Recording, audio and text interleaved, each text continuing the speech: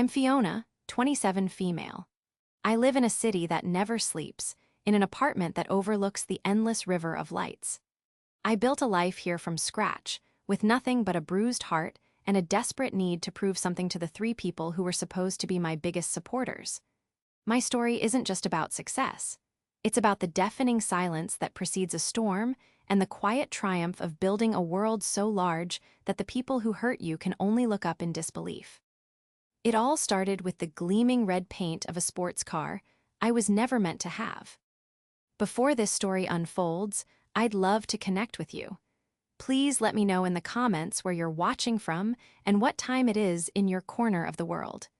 It's amazing to see how far these stories can travel. Our family home was a carefully curated stage for a play in which I was a perpetual background character. It was a beautiful house in a manicured suburban neighborhood, with a sprawling lawn that my father, Frank, obsessed over and a pristine kitchen where my mother, Louise, entertained her friends. Everything was about appearances. From the outside, we were the perfect family. A successful father in sales, a graceful mother who once owned a chic boutique, and their two bright children, Max and Fiona. But inside those walls, the balance was critically, irrevocably tilted. My brother Max was the sun around which our family universe orbited. He was 2 years older, effortlessly charming, and had a knack for succeeding in the most visible ways. He was captain of the tennis team, got into a prestigious business school, and landed a high-paying job as an investment banker right out of college. My parents didn't just love him, they worshipped him. Every one of his achievements, no matter how small, was a cause for a grand celebration. His report cards were framed. His trophies gleamed on the mantelpiece. His name was the constant, proud refrain in every phone call my mother made. And then there was me. I was quieter, more studious. My successes were academic, internal. I loved coding, building things with logic, and losing myself in the intricate worlds of data. I graduated top of my class in computer science, a fact that was met with a distracted, "Oh, that's nice, dear," from my mother before she changed the subject back to Max's latest bonus. It wasn't that they were overtly cruel to me, not in the beginning. It was a far more insidious kind of neglect. I was simply irrelevant. My passions were considered odd, my ambitions less tangible, and therefore less valuable than Max's clear, linear path to wealth and status. I remember one dinner vividly. I was 22, fresh out of university with a degree I was incredibly proud of. I'd just been offered a junior developer position at a small but innovative startup. It wasn't glamorous, but it was a real step, a chance to do what I loved. I waited for a lull in the conversation, my heart thumping with a familiar mix of hope and anxiety. "I got a job," I announced, trying to keep my voice steady. My father looked up from his steak, a flicker of interest in his eyes. "Oh yeah, where at?" "It's a tech startup downtown. They're working on some really interesting data-driven marketing tools," I explained, the words tumbling out in my excitement. "Tech," Frank said, the word tasting foreign and slightly distasteful in his mouth. He was a salesman of the old school. He sold tangible things to tangible people. "Is there any money in that?" Before I could answer, my mother chimed in, her voice light and dismissive. "Well, it's a start, I suppose. Not everyone can be like Max, closing those big deals. Speaking of which, Max, tell your father about the Rothman account." And just like that, I was gone. The spotlight swung back to Max, its rightful owner, and I disappeared into the wallpaper. I spent the rest of the dinner pushing food around my plate, the taste of my small victory turning to ash in my mouth. It was 1,000 tiny cuts like this that defined my existence in that house. I was the responsible one, the one who remembered birthdays, who helped my mom with her computer, who fixed the Wi-Fi when it went out. I was useful, but I was not celebrated. My role was to be the stable, unseen foundation upon which the monument to Max was built. Max, for his part, played his role to perfection. He wasn't a monster, he was worse. He was casually indifferent. He took our parents' adoration as his birthright and viewed my presence with a sort of benign neglect. I was just his little sister, the nerdy one who was always tapping away at her laptop. He never stood up for me, never suggested that maybe my achievements deserved a moment's attention. Why would he? The system worked perfectly for him. His ego was fed a steady diet of praise, and his path was paved with the gold of our parents' expectations. The week it all shattered began like any other. I was still living at home, trying to Ave money from my modest salary. The startup was demanding, with long hours and a high-stress environment, but I loved it. I was learning more than I ever had in university. I was good at my job. I was building something. But every night, I would come home and shrink back into my role as the family ghost. That particular Saturday, there was a strange energy in the air. My mother was humming, my father was uncharacteristically cheerful, and they kept sharing secretive, excited glances. They told me they had a big family surprise and that I should be ready by noon. A foolish, stubborn part of my heart allowed a flicker of hope. Was it for me? Had they finally seen me? Maybe they were proud of me for sticking with the startup, for working so hard. At noon, my mother called out, "Fiona, Max, come outside." I walked out the front door and stood on the porch, squinting in the bright sunlight. Max came out a moment later, a lazy, confident smile on his face. My parents stood on the lawn, beaming, their eyes fixed on the driveway. And in the driveway, where my sensible used sedan was usually parked, sat something impossible. It was a brand new sports car, a machine of impossible beauty and power. It was a fiery, metallic red, so bright it almost hurt to look at. A massive white bow was stuck to the hood. It was the kind of car a movie star drives, the kind of car that announces its owner's arrival with a throaty, arrogant roar. I just stared, my mind unable to process it. For a wild, insane second, that flicker of hope in my chest roared into a fire. Was this for us? "Surprise!" my father boomed, his arms spread wide. Max's jaw dropped. "No way, are you serious?" He ran down the steps, his eyes wide with a child's glee, and circled the car, touching the polished hood as if it were a sacred artifact. "You actually got it? A vet." "Only the best for my boy," Frank said, clapping him on the back. "You've worked hard, you deserve it." "Oh, Max, you look so handsome next to it," Louise gushed, already pulling out her phone to take pictures. I stood frozen on the porch, the fire in my chest instantly extinguished, leaving behind a cold, heavy lump of ice. Of course, it wasn't for me. It was never for me. It was for Max, always for Max. He had just gotten another promotion, and this was his reward. A reward that cost more than I would make in 3 years. The world seemed to shrink until all that existed was the gleaming red car and the triumphant laughter of my family. The sunlight felt harsh, the manicured lawn looked synthetic, and the cheerful chirping of birds sounded like a mocking chorus. I watched as Max opened the driver's side door and slid into the leather seat, his hands gripping the steering wheel. He let out a whoop of pure joy that echoed in the quiet suburban street. My parents were beside him, their faces glowing with a pride so intense it was almost blinding.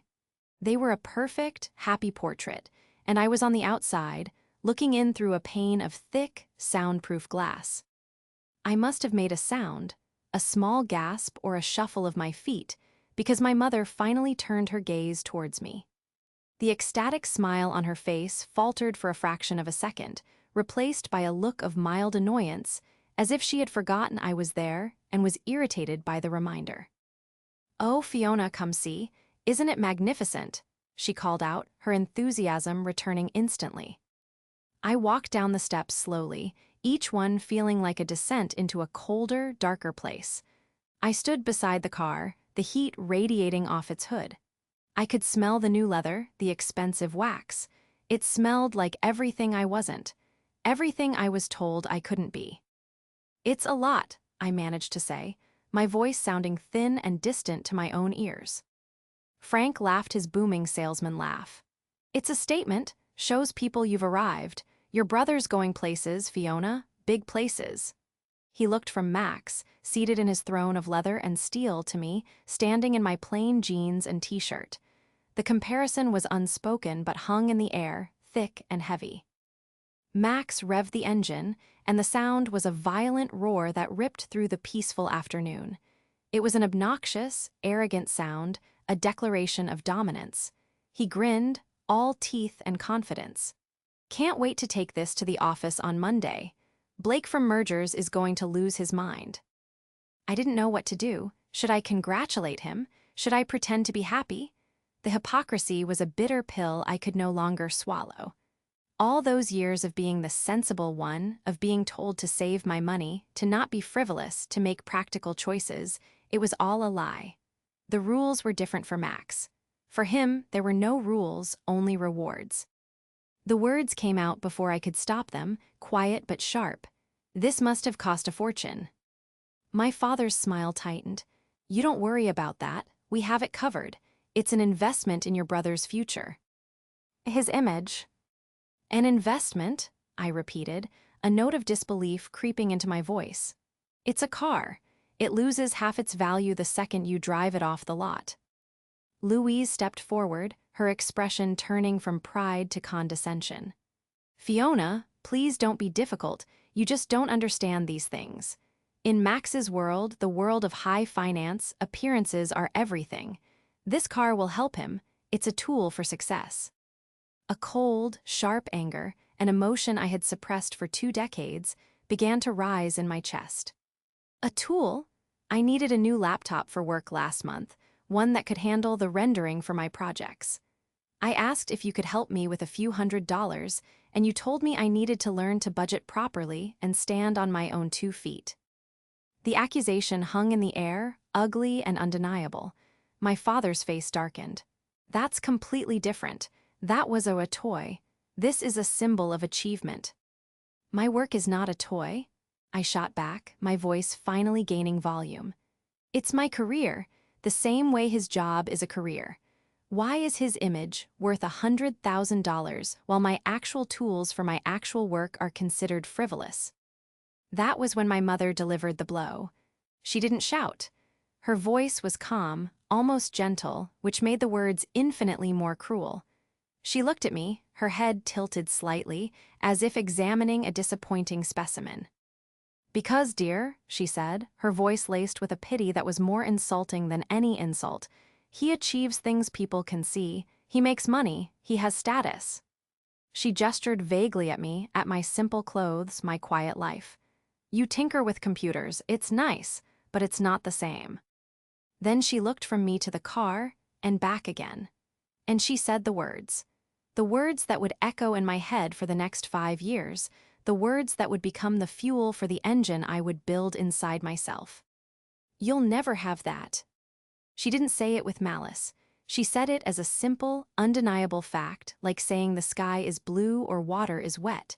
It was a statement of my inherent limitations, a final judgment on my worth. In that moment, she wasn't just talking about the car. She was talking about success, about recognition, about value. She was telling me that the world Max inhabited was a world I could never enter. I was not built for it. I was not worthy of it. I stared at her, then at my father, who nodded in solemn agreement. I looked at Max, who was watching the exchange from the driver's seat with a detached smirk, as if it were a mildly amusing television show. He didn't defend me. He didn't say a word. In their eyes, I saw my entire life reflected back at me, a series of small, invisible efforts that amounted to nothing. I saw that my love for them was unrequited, my loyalty unrewarded. They didn't see me. They had never seen me. Something inside me didn't just break, it vaporized. The part of me that had spent 22 years craving their approval, that had clung to the hope that one day they would turn around and finally see me, vanished. It was replaced by a terrifying, exhilarating clarity. I was done. I didn't cry, I didn't scream. I just nodded slowly, a strange, calm smile touching my lips. You're right, I said, my voice eerily steady. I won't. I turned without another word and walked back into the house, leaving them standing by the red monument to their affections. The sound of the roaring engine faded as I closed the door behind me, shutting them out. I walked up the stairs to my room, the room that had been my sanctuary and my prison, and saw it for what it was, a temporary holding cell. The price of their promise, the unspoken promise that if I was good and quiet and undemanding, I would be loved, was my silence and my submission. And I was no longer willing to pay it. Inside the house, the silence was a stark contrast to the triumphant roar of the engine outside. It pressed in on me, amplifying the frantic, rhythmic thudding of my own heart. For a few moments, I stood in the hallway, listening. I could hear their muffled, excited voices trickling through the closed door, the sound of my mother's laughter, the deep rumble of my father's voice. They had already forgotten me. My outburst, my pain, was nothing more than a brief, inconvenient interruption to their celebration of Max. That realization was the final confirmation I needed. I wasn't leaving out of anger anymore, I was leaving out of necessity. It was a matter of survival.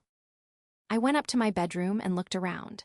It was a museum of a life I no longer wanted. Photos of a smiling family that felt like a lie. Books on coding and design that they considered mere hobbies. A diploma from a top university, tucked away in a drawer because there was no space for it on the mantelpiece next to Max's trophies.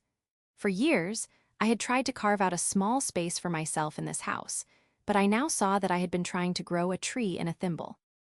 With a strange sense of detachment, I pulled my largest suitcase from the top of the closet. I didn't pack with frantic energy, I moved with a cold, deliberate precision. I packed my clothes, my books, and my laptop. I unplugged my second monitor, my keyboard, and coiled the cables neatly. These were my tools, the only things in this house that truly belonged to me. I left behind every gift they had ever given me, every framed photo, every sentimental object that tied me to them.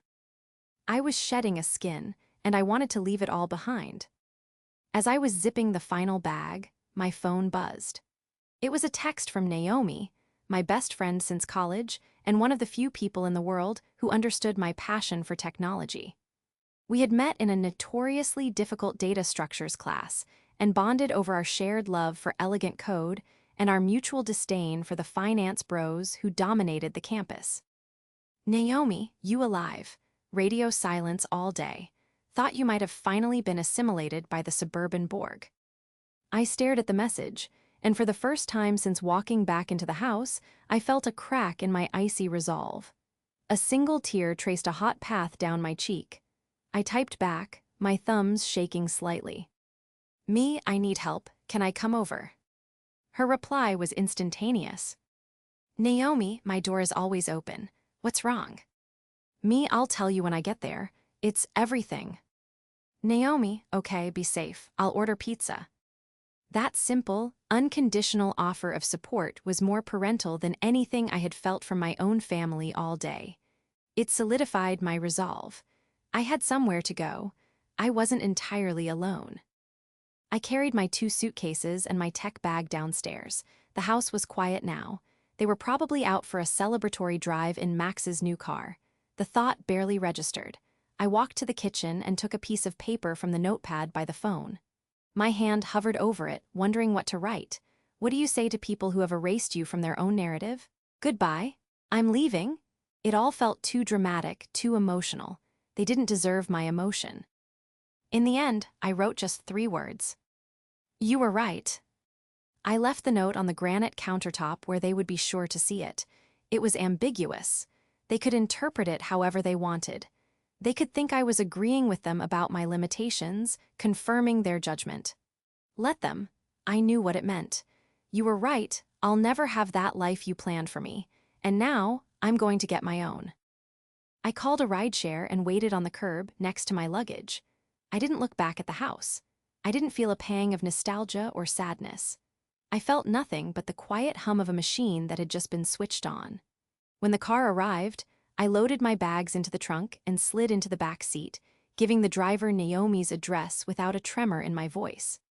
As we pulled away from the curb and turned the corner, I finally allowed myself one last look in the side mirror.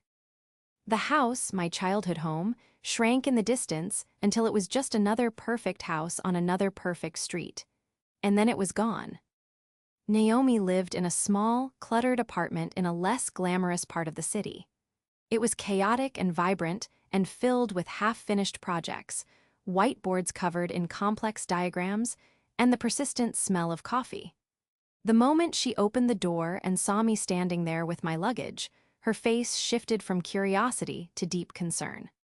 Whoa, she said, pulling me into a hug. You weren't kidding. Inside, over greasy pizza and cheap beer, I told her everything. I told her about the car, the years of feeling invisible, and the final, devastating words my mother had said. I didn't cry. I recounted the events with the flat, emotionless tone of a witness reporting an accident. When I finished, Naomi was quiet for a long time. She just looked at me, her dark eyes filled with a fierce, protective anger on my behalf.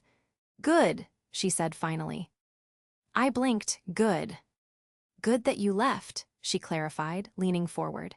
"Fiona, they're emotional anchors. They've been weighing you down your whole life. You are one of the most brilliant coders I have ever met. You have ideas they can't even begin to comprehend. Staying there, it was like keeping a starship in a garage." Her words were a balm on a wound I didn't even know was still bleeding. She saw me.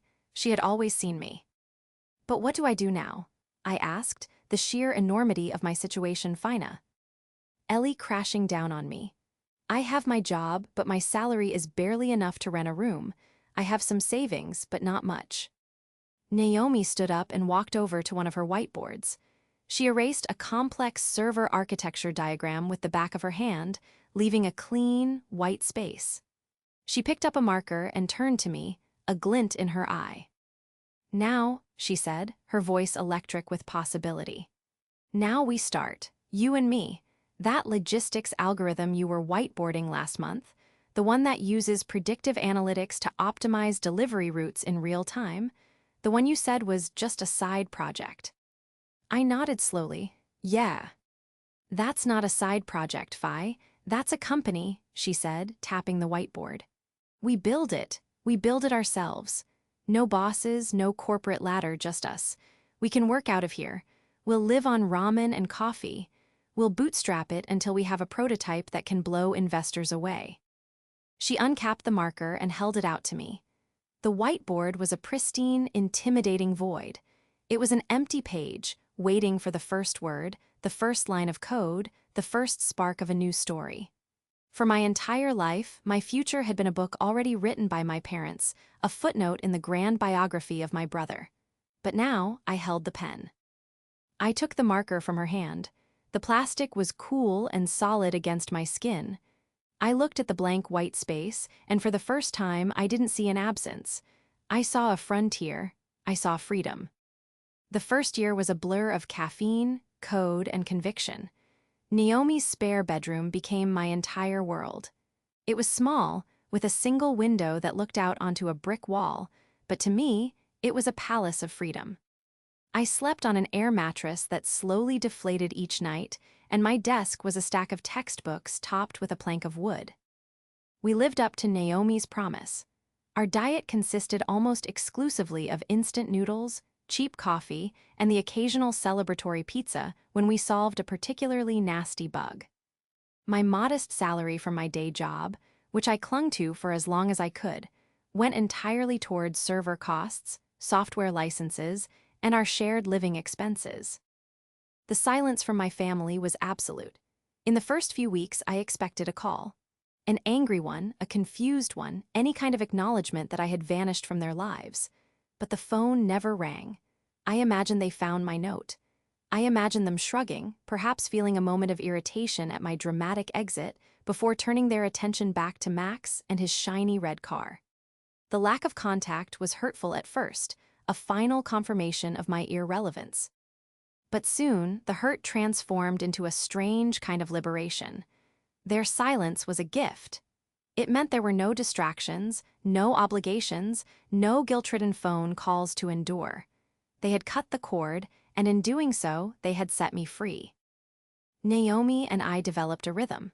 During the day, I would work my junior developer job, absorbing every bit of knowledge I could about professional software development and corporate structures. At night, I would come home, and we would work on our project, which we codenamed Nexus. Nexus was our baby, an ambitious platform designed to revolutionize supply chain management. My algorithm was its heart, a predictive model that could analyze weather patterns, traffic data, and dozens of other variables to plot the most efficient delivery routes imaginable. Naomi was the architect, building the robust, scalable infrastructure that would allow the algorithm to run. Our nights were long, fueled by a shared obsessive passion.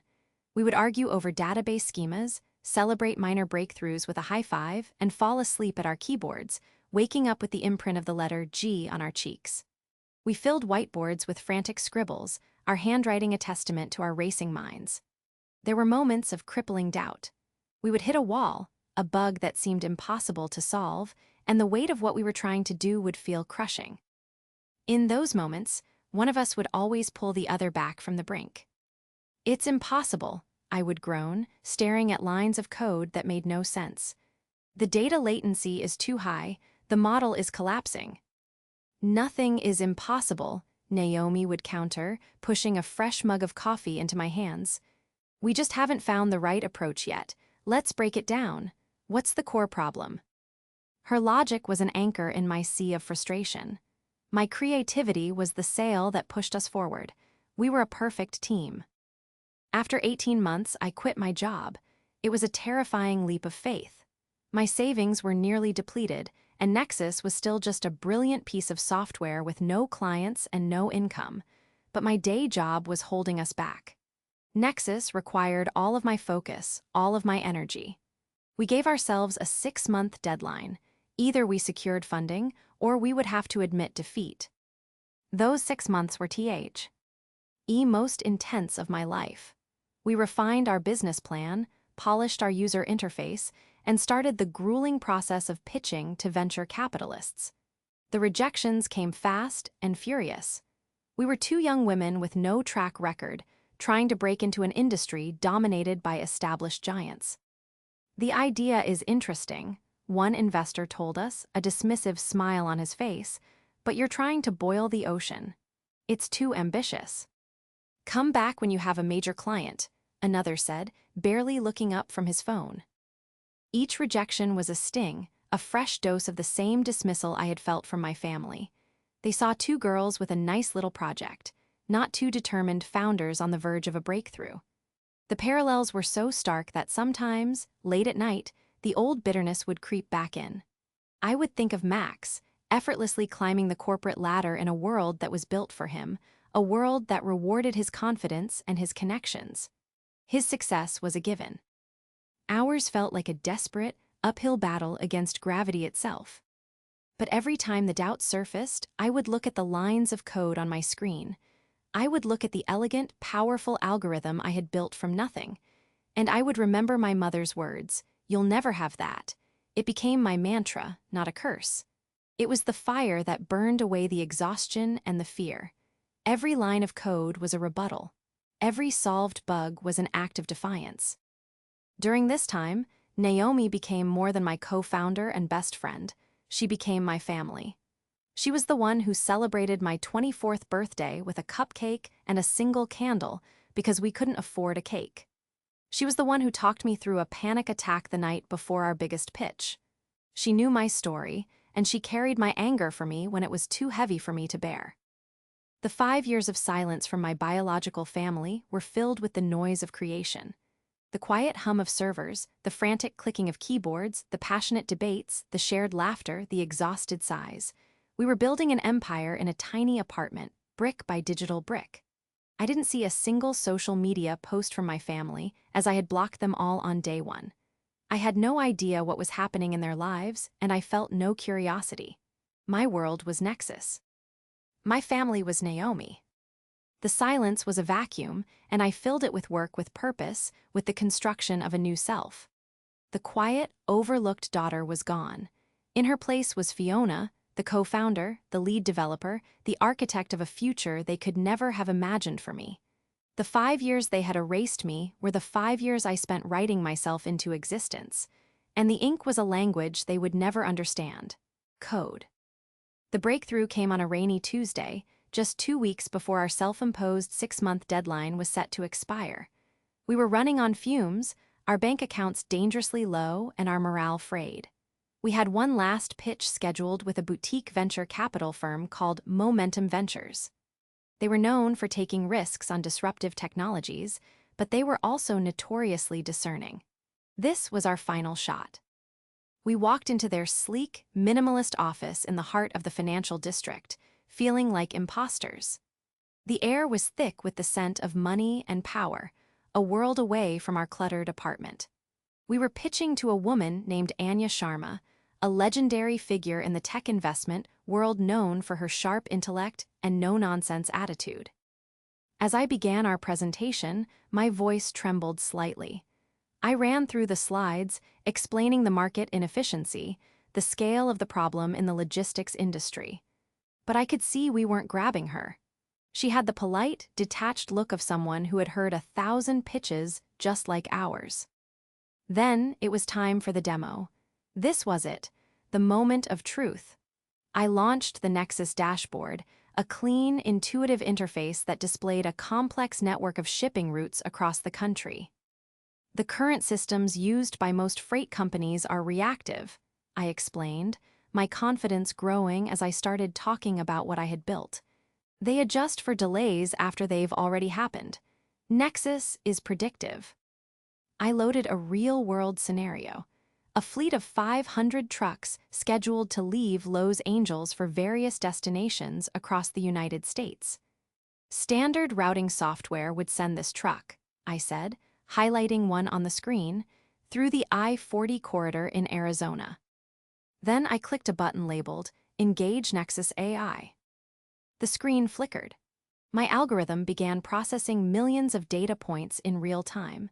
A new weather report predicting a severe dust storm outside Flagstaff, an accident report on a major highway in New Mexico, data on shifting warehouse receiving times in Texas.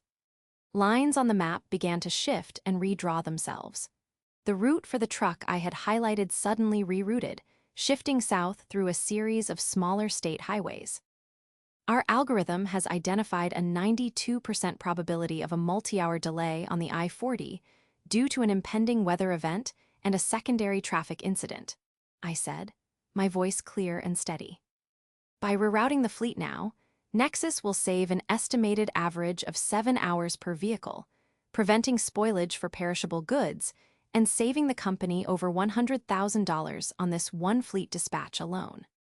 Anya Sharma leaned forward in her chair for the first time. The polite mask was gone. Her eyes were sharp, focused, drilling into the screen. Your model processed that in real time.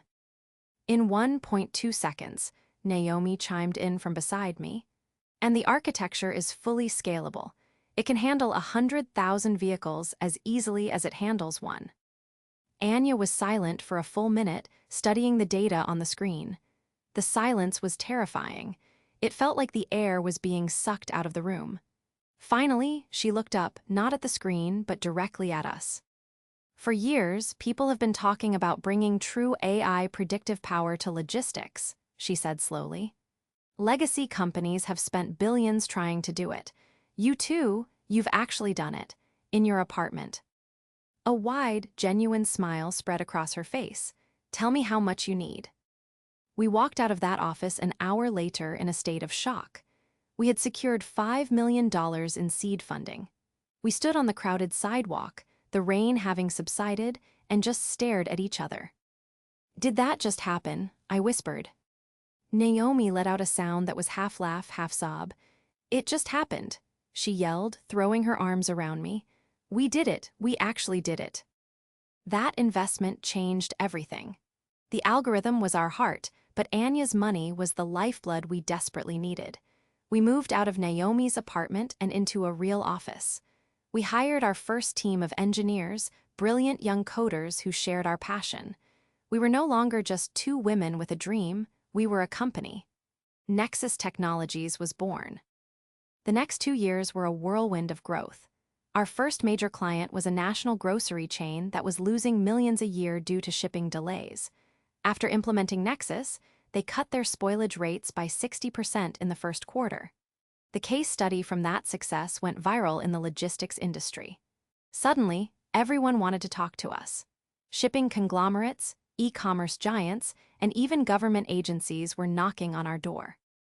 I found myself in a world I never imagined I would inhabit.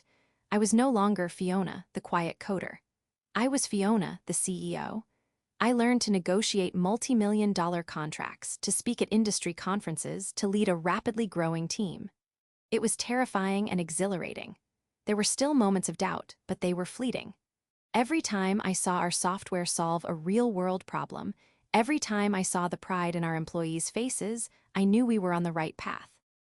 Naomi thrived as our CTO, leading the tech team with her signature blend of brilliance and empathy. We were still partners, still best friends. Our late nights were now in a sleek boardroom, fueled by fancy coffee from the machine in our new kitchen, but the energy was the same. We were building. On the third anniversary of our funding, our company was valued at over $300 million. We had offices in 3 cities and over 200 employees. That evening, Naomi and I stood on the balcony of our new office, looking out at the glittering cityscape. "Do you ever think about them?" she asked quietly. I knew who she meant.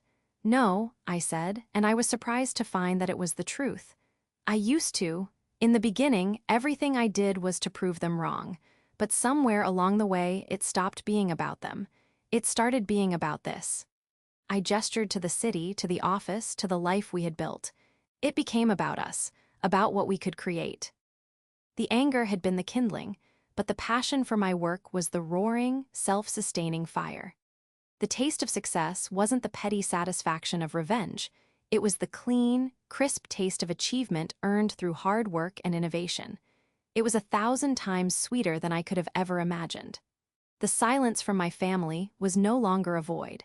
I hadn't even noticed it for years. It was simply the background noise of a life I had left far behind. 5 years to the day after I had walked out of my parents' house, I found myself standing on the tarmac of a private airfield. The world I lived in now was one of efficiency and speed, and commercial air travel had become a significant bottleneck.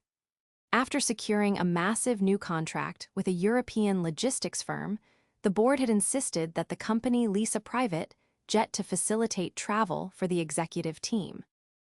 It was a practical business expense, but the sheer surreality of it was not lost on me.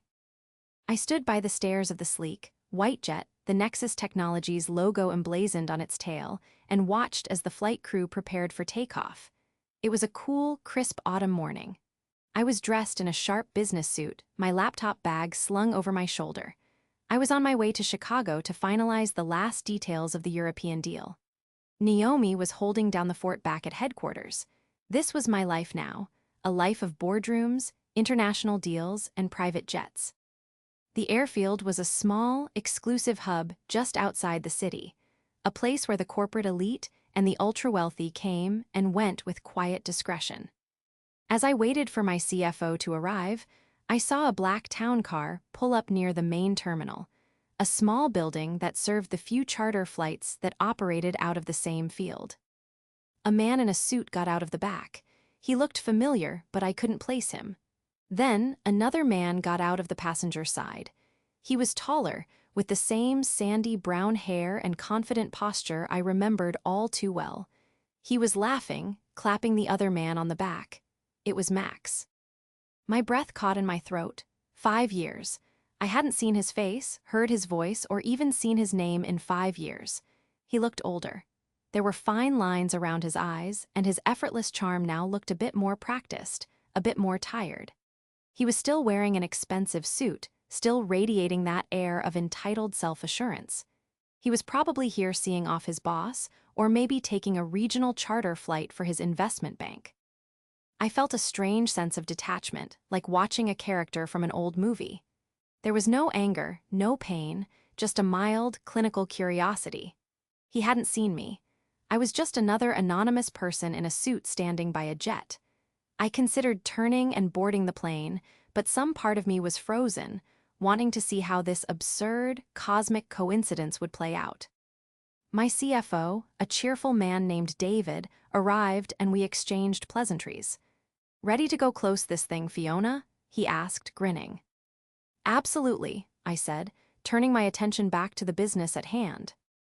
As we started to walk up the stairs to the jet, a voice called out, sharp and incredulous. "Fiona." I stopped, my foot on the first step.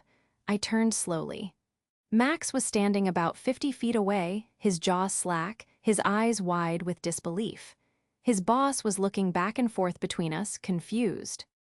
"Max," I said, my voice even, I gave him a small, polite nod. He took a few steps forward, his eyes not on my face, but on the jet.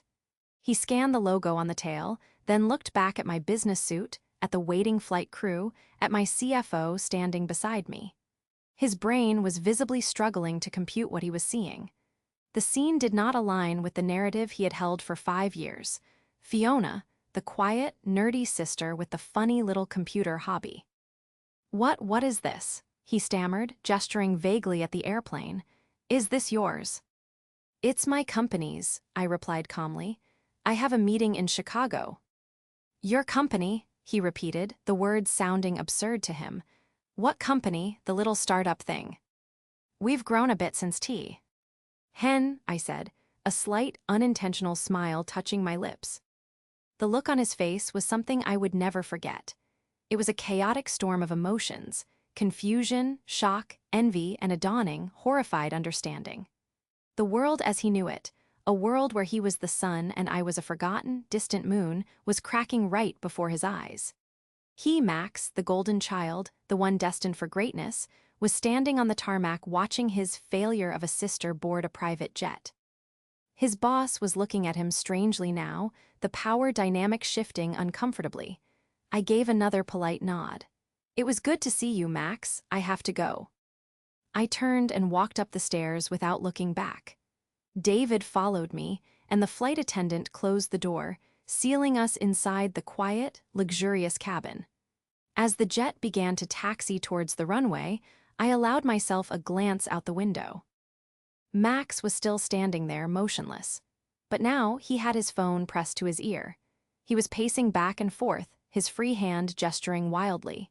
His face was contorted in a mask of frantic, sobbing desperation. Even through the thick, soundproof glass, I could feel the raw, unhinged panic radiating from him. I knew exactly who he was calling. He was calling our mother. I could almost hear the conversation, the frantic, broken words tumbling out of him. "Mom, you're not going to believe this. It was Fiona. She has a plane, a private jet. How did she get that? It's not possible. You told me, you said she would never. How did she get that?" The boy who had been given everything was watching the girl who had been given nothing fly away. The man who had been handed a symbol of success in the form of a red sports car was now confronted with a symbol so far beyond his comprehension that it had shattered his reality. As the jet accelerated down the runway and lifted effortlessly into the sky, I leaned my head back against the soft leather seat. I didn't feel a surge of triumphant revenge. I didn't feel glee at his breakdown. I felt a profound, quiet sense of closure. The universe had, in its own strange, ironic way, delivered the punchline. My mother's words echoed in my mind one last time: "You'll never have that." Looking down at the shrinking world below, I smiled. She was right. I was never going to have that small, limited, suffocating life they had planned for me. I had something so much bigger. I had my own sky. The flight to Chicago was smooth and quiet. David, my CFO, was engrossed in his spreadsheets, leaving me to my thoughts as the patchwork of the earth glided by thousands of feet below. The image of Max on the tarmac, his face crumpled in tearful disbelief, should have brought me a sense of vindictive pleasure. I had spent the first year of my new life dreaming of the moment they would finally see what they had lost, the moment their carefully constructed world would be upended by my success. But now that it had happened, the feeling was not triumph, but a strange and gentle melancholy.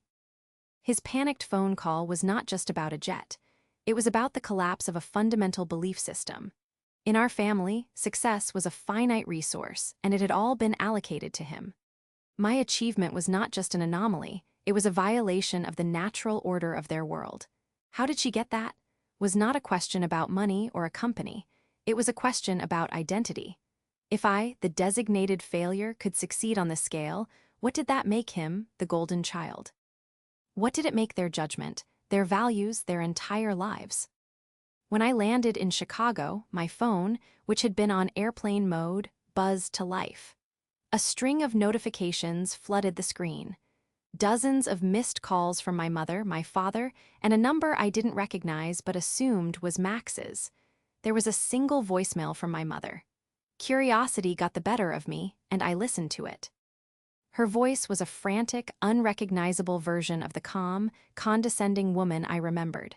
"Fiona, Fiona, honey, please call me." Max called. He was very upset. He said he saw you. "We don't understand. A private jet? Please just call us. We miss you. We love you." "We love you," the three words I had yearned to hear my entire childhood, now delivered in a panicked, self-serving plea. The words were hollow, meaningless. They didn't love me.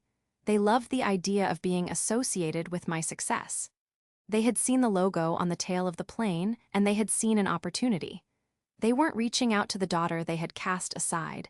They were making a bid for a seat on the board. I deleted the voicemail. I blocked their numbers again. I did it not with anger, but with the dispassionate tidiness of clearing an already clean slate. They were ghosts from a past life, and I had no interest in a haunting. The meeting in Chicago was a resounding success. We finalized the deal, paving the way for Nexus Technologies to become a global leader in logistics AI. As I signed the final documents, my hand was steady. My signature, once the mark on a forgotten college application, was now the instrument that moved millions of dollars and shaped the future of an industry. On the flight back, I felt a profound sense of peace settle over me. The story was finally over. The final chapter had been written, not by me, but by the inevitable collision of their small world with my new, larger one. Their reaction, the shock, the tears, the desperate phone calls, was a predictable outcome. It was the last line of their story, not mine. My story was about what came next. It was about flying back to a company filled with people I respected and admired. It was about having dinner with Naomi, my true family, and celebrating our victory not with flashy cars, but with a shared bottle of champagne and plans for the future. It was about continuing to build, to innovate, to create things that mattered. My parents and my brother had spent their lives looking at a scoreboard of their own invention. They measured worth in dollars, in status symbols, in the admiring glances of their neighbors. They had taught me that I was losing the game. My greatest victory was realizing I wasn't playing their game at all. I was creating my own, with a new set of rules and a definition of winning that they could never comprehend. My fortune wasn't the jet or the company valuation. It was the freedom I had earned. The freedom to pursue my passion, to build a life on my own terms, and to choose my own family. It was the freedom to fly, not just in a private jet across the country, but in my own mind, soaring above the tiny, earthbound judgments that had once tried to keep me grounded. They would never understand how I got that, because they were still looking at the price tag. They couldn't see the 5 years of sacrifice, the sleepless nights of coding, the sting of 100 rejections, the unwavering loyalty of a true friend. They couldn't see the real price I had paid, which was letting go of the need for their love. And they would never see the real reward, which was a life so full and bright that their shadows could no longer reach it. I was flying higher than they could ever see, and I had no intention of ever looking down again.